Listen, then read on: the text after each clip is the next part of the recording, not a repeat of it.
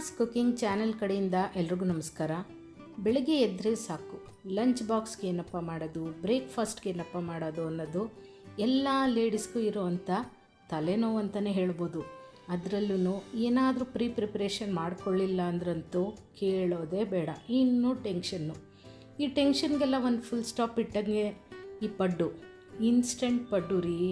ರುಬ್ಬೋದು ಎಲ್ಲ ಎಂಥದ್ದು ಇಲ್ಲ, ಅರ್ಧ ಗಂಟೆಯಲ್ಲಿ ಮಾಡ್ಕೊಳ್ಳೋವಂಥದ್ದು. ಬನ್ನಿ ಹೇಗೆ ಮಾಡೋದು ಅಂತ ನೋಡೋಣ. ಮೊದಲನೇದಾಗಿ ನಾನಿಲ್ಲಿ 1 ಕಪ್ಪಷ್ಟು ಬಾಂಬೆ ರವೆನ ತೊಗೊಂಡಿದ್ದೀನಿ. ಇದಿಲ್ಲ ಅಂದರೆ ಚಿರೋಟಿ ರವೆ ಕೂಡ ತೊಗೋಬೋದು. ಬಾಂಬೆ ರವೆನಲ್ಲಿ ಮಾಡಿದಾಗ ಸ್ವಲ್ಪ ನಿಮಗೆ ರವೆ ಕನ್ಸಿಸ್ಟೆನ್ಸಿ ಇರುತ್ತೆ.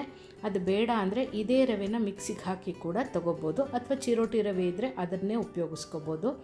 1 ಕಪ್ಪು ರವೆಗೆ ಅರ್ಧ ಕಪ್ಪಷ್ಟು ಅಕ್ಕಿ ಹಿಟ್ಟು, ಅರ್ಧ ಕಪ್ಪಷ್ಟು ಮೊಸರು, ರುಚಿಗೆ ತಕ್ಕಷ್ಟು ಉಪ್ಪು. ಮೊದಲು ಇದನ್ನೆಲ್ಲ ಚೆನ್ನಾಗಿ ಮಿಕ್ಸ್ ಮಾಡಿಕೊಂಡು ನಾವು ಒಂದು ಅರ್ಧ ಗಂಟೆ ಇದನ್ನು ನೆನೆಯೋದಕ್ಕೆ ಬಿಟ್ಬಿಡಬೇಕು. ಅರ್ಧ ಗಂಟೆ ನೆನೆಯೋ ಅಷ್ಟರಲ್ಲಿ ನಾವು ಇದಕ್ಕೆ ಚಟ್ನಿ ಬೇಕೋ ಅದನ್ನು ಮಾಡ್ಕೋಬೋದು, ಅಥವಾ ಇದಕ್ಕೆ ಕಾಯಿ ತುರಿ ಎಲ್ಲ ಹಾಕ್ತೀವಲ್ಲ ಅದನ್ನೆಲ್ಲ ರೆಡಿ ಮಾಡ್ಕೊಂಡು ಬಿಡ್ಬೋದು. ಆದರೆ ಅರ್ಧ ಗಂಟೆ ನೆನೆಯೋದು ಮಾತ್ರ ತುಂಬಾ ಮುಖ್ಯ. ಇದಕ್ಕೆ ನೀವು ಹದನ ನೋಡಿಕೊಂಡು ಎಷ್ಟು ಬೇಕೋ ಅಷ್ಟು ನೀರನ್ನು ಮಿಕ್ಸ್ ಮಾಡಿಕೊಂಡು ಇಡ್ಲಿ ಹಿಟ್ಟನ್ನು ಅದಕ್ಕೆ ಇದನ್ನು ಕಲಿಸ್ಕೋಬೇಕಾಗತ್ತೆ.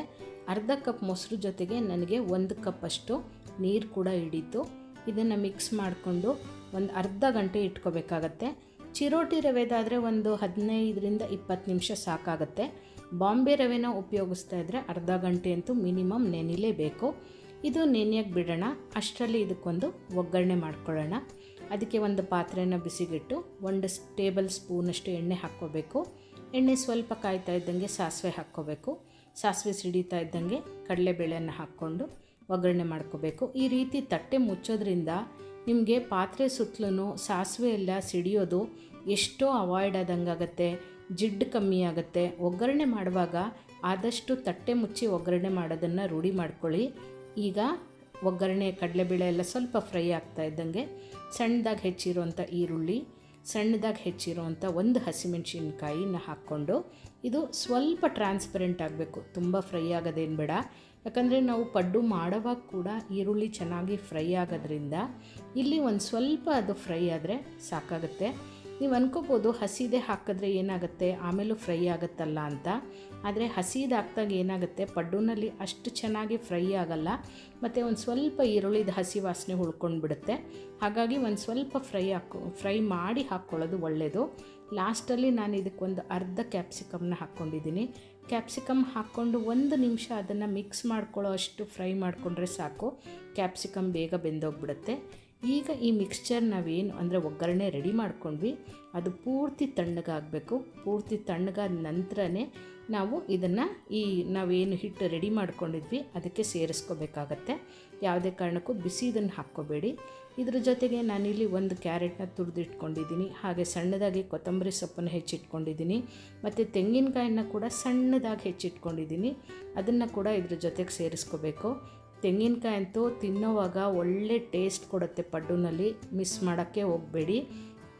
ಇದ್ರ ಜೊತೆಗೆ ನೀವು ಬೇಕಿದ್ರೆ ಕ್ಯಾಬೇಜ್ನ ಹಾಕ್ಕೋಬೋದು, ಅಥವಾ ಹಸಿ ಬಟಾಣಿ ಇದ್ದರೆ ಅದನ್ನು ಕೂಡ ಒಗ್ಗರಣೆ ಮಾಡೋ ಹಂತದಲ್ಲೇ ಇವೆರಡನ್ನು ಹಾಕ್ಕೊಂಡು ಸೇರಿಸ್ಕೋಬೋದು.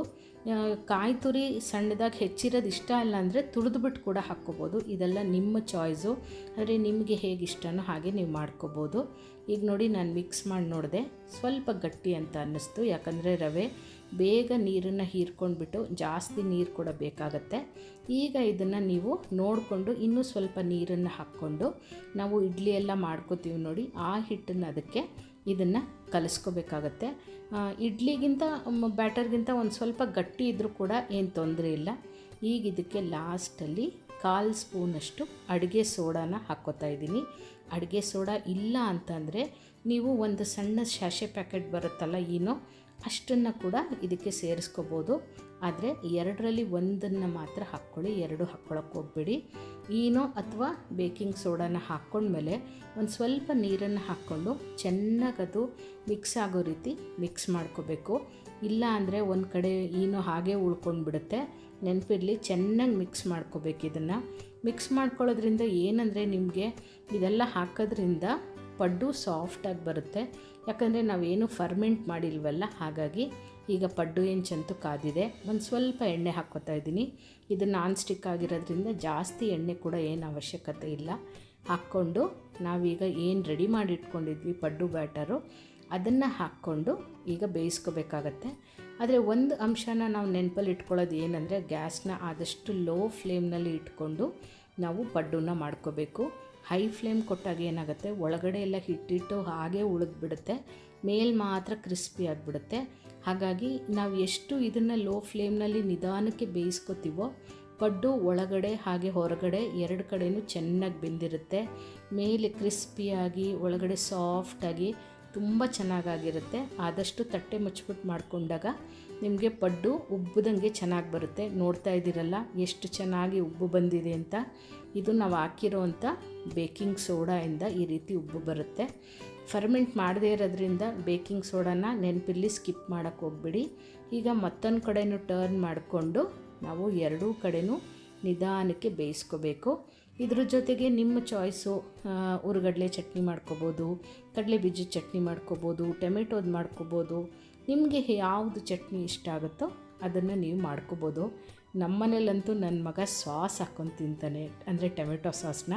ಹೀಗೆ ಕೆಲವ್ರಿಗೆ ಅವರವರ ಚಾಯ್ಸ್ ಏನೇನು ಇಷ್ಟನೋ ಆ ರೀತಿ ತಿಂತಾರೆ. ಹೇಗೆ ತಿಂದರೆ ಏನ್ರಿ, ಒಟ್ಟಿನಲ್ಲಿ ಮಕ್ಕಳು ತಿನ್ನಬೇಕು ಅಷ್ಟೇ ಅಲ್ವಾ. ನೋಡಿ, ಮಾತಾಡ್ತಾ ಇದ್ದಂಗೆ ಪಡ್ಡು ರೆಡಿ ಆಯಿತು. ಲಂಚ್ ಬಾಕ್ಸ್ಗೂ ತುಂಬಾ ಚೆನ್ನಾಗಿರುತ್ತೆ. ಈ ರೀತಿ ಇನ್ಸ್ಟಂಟಿಗೆ ಆಗೋವಂಥ ರೆಸಿಪೀಸ್ ಇದ್ದರೆ ಏನು ಚೆನ್ನಾಗಿರುತ್ತಲ್ಲ. ನೋಡಿ, ಪಡ್ಡು ಅಂತೂ ರೆಡಿ ಆಯಿತು. ಇದ್ರ ಜೊತೆಗೆ ನಾನಿವತ್ತು ಕಡಲೆ ಬೀಜದ ಚಟ್ನಿ ಮಾಡಿದ್ದೆ. ಈ ರೆಸಿಪಿನ ನೀವು ಮನೇಲೊಂದು ಸರಿ ಟ್ರೈ ಮಾಡ್ತೀರಾ ಅಂತ ಅಂದ್ಕೊಂಡಿದ್ದೀನಿ. ನೋಡಿ, ನೋಡ್ತಾ ಇದ್ರೇ ನಿಮಗೆ ಗೊತ್ತಾಗ್ತಾ ಇದೆ ಹೊರಗಡೆ ಎಷ್ಟು ಕ್ರಿಸ್ಪಿಯಾಗಿದೆ, ಒಳಗಡೆ ಅಷ್ಟೇ ಸಾಫ್ಟಾಗಿದೆ, ತಿನ್ನೋದಕ್ಕೆ ಕೂಡ ಅಷ್ಟೇ ರುಚಿಯಾಗಿರುತ್ತೆ.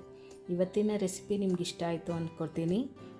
ಮತ್ತಷ್ಟು ಈಸಿಯಾದ ರೆಸಿಪೀಸ್ಗಾಗಿ ಹಾಗೆ ಟಿಪ್ಸ್ಗಾಗಿ ಹೇಮಾಸ್ ಕುಕಿಂಗ್ ಚಾನಲ್ನ ಮರೀದೇ ಸಬ್ಸ್ಕ್ರೈಬ್ ಮಾಡ್ಕೊಳ್ಳಿ. Thank you.